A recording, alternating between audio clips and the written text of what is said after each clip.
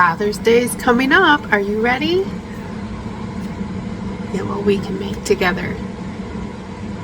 You can help me prep these in quantity for some special needs folks to make Father's Day cards for their dads. I'll show you how. So I am prepping 30 of these cards for a special needs adults program so that they can all make a card for their dad. And I am using an old die from MFT. It's called the Flop Square or Flop Card Dynamics, and this is the square one. So what I did for each of my card bases is I did lay them in this MISTI with this sticky mat, and then I was able to just line up my die and take it over and run it through. And there's a couple of ways you can use this die because this is for some special needs adults. I wanted to make this project very easy. So I am going to go ahead and cut, fold, and fold each one of those card bases. Now for the main image, I am using these shoes, and these shoes come from a stamp set by May Made It. She has a Christian religious stamp of the month, and I used to receive them, so I have, I don't know, at least a year's worth, maybe 2 years worth of them. So I stamped those in kind of assembly line fashion on each of those card panels. Then I moved on to the sentiment. I die cut all of the sentiments from white cardstock, and then I placed one in the jig. Basically, I'm creating a jig. I just marked which one I'm going to be using for this. I do later on make another design. I'm not going to show that in here, but I did make a second design for folks to make. Those that do not have a father to give a Father's Day card to. So here I'm just replacing that die cut in this cutout each time, and when I stamp it, it stamps perfectly in the center. It was a little tricky for me. I did end up getting my little pokey tool out after a little while to peel these in and out, but I just assembly line fashion stamped them over and over. And now here is the inside. Well, no, this is the front panel because we folded that card base, so this is the front. And I am stamping these little feet on there. These little shoe prints are also from the Walk in Love stamp set by May Made It, and I'm just using some yellow ink. I think this is actually Better Press ink. I really don't know. It just kind of matched the paper. I had several, I think 3 different colors of this background, kind of marbly paper that I used so that people could have the option if they wanted to. You know, Dad liked yellow, or if Dad was a fan of blue, or if Dad liked green a little bit more. I made sure that those were the options, and just stamped the feet on the back panel here in a coordinating color. So like on the blue one I used blue. I think on the green one I actually used brown, but it is what it is. It's just some footprints in the back because it's going to go with this sentiment that I'm going to put on here. It says, "The steps of a man are established by the Lord when he delights in his way." And that's Psalm 37:23. I thought that was wonderful. This is a Christian-based special needs program, so I thought this was amazing for Father's Day cards. So I did assembly line these too. I just put each of the panels in and stamped them so that they all had the words on there. And in all reality here, I did just lay them on top of one another. I know I could have taken them all out, but I did just lay one in there, and it didn't put too much pressure on the hinge of my MISTI or anything. I did that for quite a few, and then took them out and did another stack, and I did, like I said, 3 colors. I did green, blue, and that yellow color. And then I needed to color my shoes. Now the special needs folks, they'll be able to color their own shoes, or however they want to do them. So I just figured I would color one set of shoes here so that you can see how they kind of go. And I picked the E70 family. I think I have E71, 74, 77, and 79. I did have to refill a couple of my markers as I was using them. One of them got that like shiny, you'll see it here. It didn't color these shoes like I had expected them to. In the end, they did turn out fine, but sometimes these darker markers, they get almost like varnishy, like it's shiny. And I could tell here with the E79 that it definitely needed to be re-inked, but I was just really hopeful that I wouldn't need to stop and do that, but that's not how that worked out for me. But I mean, they needed the refills, so I'm pretty sure I refilled 79 and 74 while I was coloring this, and I don't know why I didn't really speed this up. This is kind of how fast I color. I'm sorry, it's not very fast. Here is the 77, and I was just pulling. So what I first did is I took my lightest color and I colored and basically just drew on the areas that I thought would have the shadows later on. And then I used my darkest color in those shadowed areas. And now I'm going to pull those shadow areas with this next lightest color from, well, the next darkest color, I guess. And I'm also going to add some shadows in the areas that I didn't put that super dark color. Not all shadows are super dark. So I am just adding more color, pulling that color out. And I think this is about where I seen that the markers were not like working well. I know for sure it's when I pull the next marker that it just does not see it.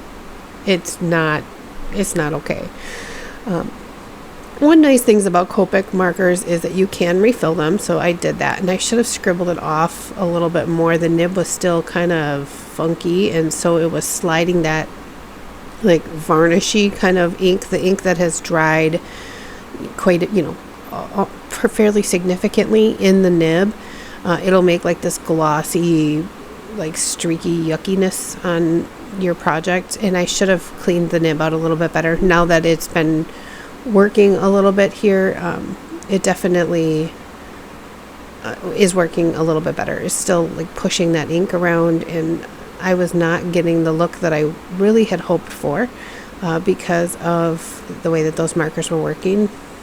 But I did just keep going because, just keep swimming, like Dory says. And Copic markers are really cool because you can kind of push them around. There's more colorless blender, let's say in this E71, than there was in the E79. So it's able to push it and kind of manipulate the pigment inside the fibers of the paper. And you can kind of lighten things, you can darken things, all sorts of stuff. So after I filled all my markers and had kind of let the shoes dry just a little bit, dry back a little bit, like I said, all of that I had been scribbling on there over and over, and that gets into the fibers of the paper, and it needs to dry just a little bit before you can just keep going. So here I'm bringing in some more of the darkest tone that I chose to use, which was E79, and then I'm going to go ahead and blend it back. I still wasn't like thrilled with how these shoes turned out. I'm just now getting back into coloring. I hadn't colored in quite a while, and still, practicing, polishing my skills, and, getting back to it. So, yeah, those shoes were so dark. But here I'm going to use a lighter color and kind of manipulate the color that's on the cardstock so that it pushes it and I get some lighter areas. And while that was drying, I moved on to the sole of the shoe, and I chose black because I think most shoes have a black, most dress shoes have a black sole. Maybe not. I don't really know. I don't wear men's dress shoes, but so I started by putting, I want to say it was like C8, C10, and I did pull out the 100 marker, which is true black. And I'm going to use that very sparingly, but I am going to use it a little bit on the sole of these shoes. I needed the contrast, and I needed them to read like dark black soles of a shoe. So that's what I did. Anyway, I smoothed all that out, and I still wasn't super pleased, but it, I just kept going. I figured, well, let's see what we can do. Then I pulled this gold marker that I have. It's for like wax seals, but it makes little teeny tiny dots, and I thought that would be nice around the eyes of the eyelets. The eyelets of the shoestrings.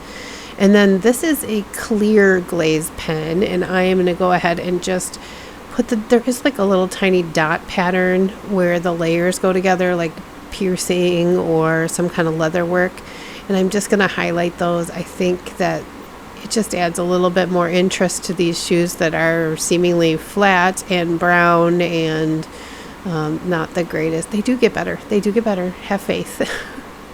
But I just added a little bit of like dot detail. And then I did take this gel pen, which is clear, and I went over the soles of the shoes. When it dries back, it's not as glossy as like Glossy Accents Glossy, but it's definitely kind of shiny, and I thought that would be perfect for the soles of the shoes. Aren't they cute? They're starting to get better. And then I wanted to make the laces stand out. So first thing I did was go over them with white gel pen. And then I'm going to take I still wasn't happy. So then I'm going to take the lightest of the browns, and I'm going to quickly go over the shoelaces so that they are brown. And I think that's better than white. And then I still wasn't happy. So I decided, well, maybe we can get a little definition on these shoes if I add white gel pen. And I think this is truly what did it. They make them look like they're super shiny shoes, and you can see the definition, and you can see that they're like super deep, dark, leather polished dress shoes. I think they actually turn out pretty awesome after I add the white highlights. So don't give up. Keep going. If you're coloring, just keep going. I think that, it is just paper, and it didn't really take me all that much time to color it. So had I needed to start over, I could have. But it was nice that I didn't need to start over, that they did turn out fairly decent. What do you think? Do you like them? I think that they turned out kind of cute. Oh, yeah, and I added a little bit of shine there. I think it just finished them off right, and they look like shoes. They look like shoes before, but now they look like better colored shoes, I guess. So I am going to adhere this shoe panel, this main focal panel here, to my little piece of black cardstock that I cut out. The like torn edged focal panel, I don't even know where that die is from. It's like a nameless, faceless die in my fun dies. I would imagine it probably came from like Gina Marie Designs or something like that, because it doesn't have any paperwork with it. But anyway, so here I am assembling my card. I do eventually add another piece here, but first these two, and I have the shoe prints on both and the sentiment stamped there. And I'm going to go ahead and reinforce the creases, I think. Yeah, with a bone folder, just to make sure that everything's all creased and folding flat. I think the interactive card is going to be like everybody's favorite. It's interactive, but it's not, because of the way that I've die cut it and folded. It's not super interactive, but that's how that works. And I think this is where I decided to add the additional panel. Yeah, I decided to kind of feed this in and add an additional panel here. It's got no footprints on it, which doesn't, it's fine. You're not really going to see it, but I wanted to finish that off. I just felt like it didn't seem finished. And I know I could have trimmed that out where the little flap folds back, but I didn't. I think it's going to be fine. It's very thin paper that I'm using there for that background. I think it's actually printer paper. And then this is one of those sentiments that I mass produced, and I just added a tiny bit of foam just to the one side. Oh, just like the shoe panel, there was only foam where that little flap was cut out. You could make this kind of card without that die, but that die did make it really easy. So here, just reinforcing the folds, and I love how this card turned out. It is sweet, and it's going to give them plenty of options for personal choices. So here you go. Here's my pictures. I hope you enjoyed my video. Thank you for stopping by, and as I always say, give cards generously. Bye.